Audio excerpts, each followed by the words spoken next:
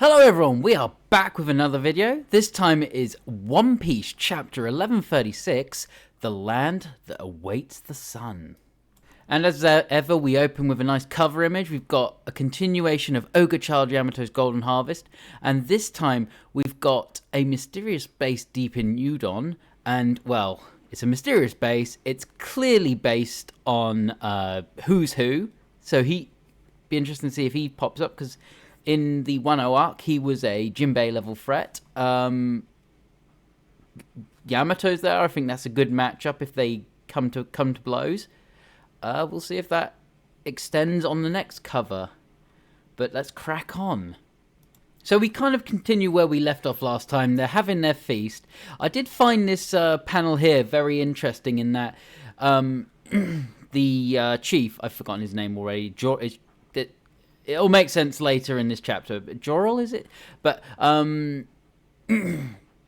he says that humans don't tend to make it to what they call the Sun World in Elbaf, and they flee once they get to the underworld and think that's Elbaf. So maybe that aids to like the reputation Elbaf sort of has in the outside world. I also love these next panels where they talk about Oars being a legend in Elbaf, and then Usopp just starts spinning tales about him and how he took him down. Classic Usopp making up stuff. Obviously, they only ever met the zombie Oars in God, what was that thing called again? All right, Thriller Bark. It's been so long, but yeah. So keep going, Usopp. Keep making those tales, and I just love the rest of this page as well, where just like Jinbei and Sanjay are sort of talking with the giants. They're kind of excited about Jinbei's blue skin, how it would be exciting to see more fishmen. And then Sanji's telling them all about beautiful mermaids in Fishman Island. And then he also realizes he's surrounded by beautiful giant women as well. Classic Sanji. So it also turns out Road is still around and begging forgiveness for his actions. And it also seems like he's a bit of a masochist because he wants Gerd to punish him more. Creepy. But he's apologizing for attacking, and I love this claim by Zoro. He's like, oh, it's cool, no one died, but only because Usopp held us back. And then I love this close-up of Zoro then just saying, if he didn't hold them back, your head would have left your shoulders. So cold.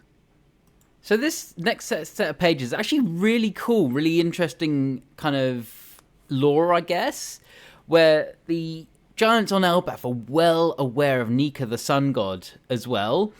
But there's ancient text about the sun god that is up to debate, can't be translated anymore. So it's telling as much confusion, where some think that the sun god is a ruler, but some will argue against that he's a god of liberation, a god of destruction, a god of laughter, and then they start having a bigger fight about it.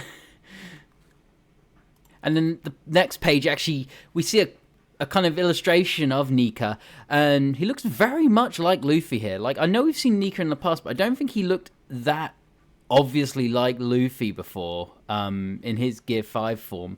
I think it's been intentionally made a bit more closely resembling anyway. But they talk about it a bit more, how the description clearly matches Luffy's Gear 5 form. So just a bit more Nika lore.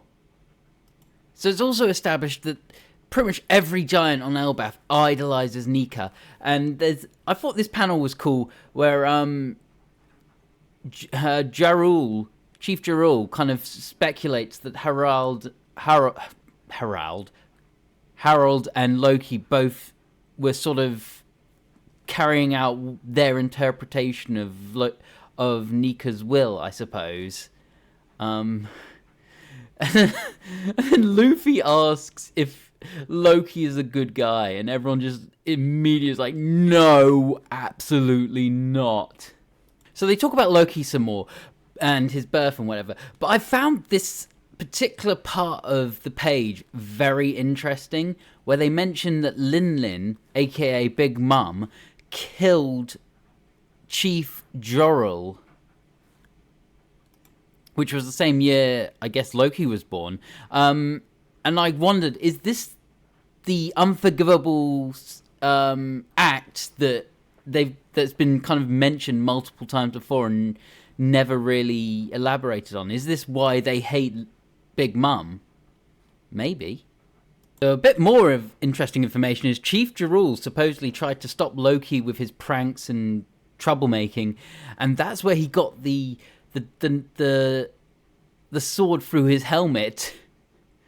So he wasn't able to stop Loki, but they then established who did. It was Shanks, which would explain why Loki seems to have a bit of a hatred for Shanks, and obviously gets Luffy's attention. He gets a bit excited about it. But it's clear from this next page that Luffy tells them about his interactions with Loki, and we find out what Loki actually offered to Luffy, which is all the information he knows about Shanks, which makes sense. It would explain what enticed him and made him agree to basically free him, which seems to be the other end of the deal. So anyway, they now head off. The destination appears to be to go to the underworld to determine whether Loki was lying to Luffy or not. And for some reason, they're bringing Road along. When questioned about it, Nami says that she's made him her servant. And considering he's a bit of a masochist, he's probably all excited about that.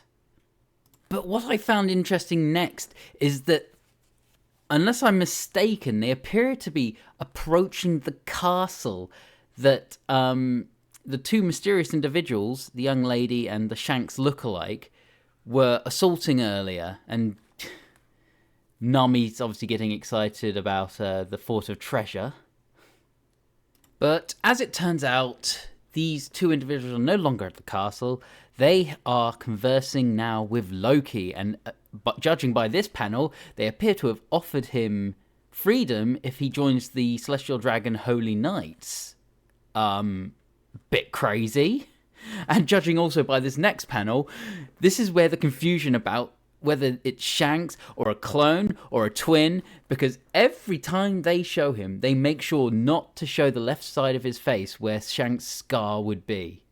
So it's still a bit of a mystery. But then the big reveal on the next page, she drops her hood, she opens her cloak, we first get a close-up of her face, where she's got two differently kind of shaded / coloured eyes, and then a full kind of body and a name reveal as Holy Knight Gunko. So she's of the Celestial Dragon Holy Knights. And I don't know, it's another lovely female character to kind of get excited over. I'm sure if Sanji meets her, he'll get quite excited too. Oh, she's very blunt and talks about you should just erase Loki. Crazy though, crazy. So we get a name reveal. There we go, and she's got some, judging by the full body thing, she's got some weird, funky power, maybe a devil fruit power with arrows. It's weird. Loki, obviously not happy with the way discussions are going, orders his wolf to attack them, and what we see is Gunko basically seems to just one-shot it with an arrow up through the head. Don't think it's killed it, but yeah, it's just sort of hung it up. I don't know, it's weird. So they try and bargain the wolf's life to get Loki to cooperate, but he just flat out refuses, and then goes on a little tirade, which Shanks lookalike and Gunko don't seem particularly amused at. And we end with a cool little close-up of Loki. He always says this sort of thing, but he says, "I'll feed on this rage and use it to bring the world to ruin." He's obsessed with bringing the world to ruin. But overall, a very exciting chapter. We got, character reveal with Gunko. Does it mean we're getting closer to a reveal with this Shanks lookalike, or potentially Shanks himself? And if Luffy and crew are heading towards Loki eventually after they've been at the castle, will they bump into each other, or will it be a case of just missing each other again? I have no idea, but I'm excited to see how that comes to a head. But until then, great news. No break this week, so I will see you all again next Sunday. As for now, see you later.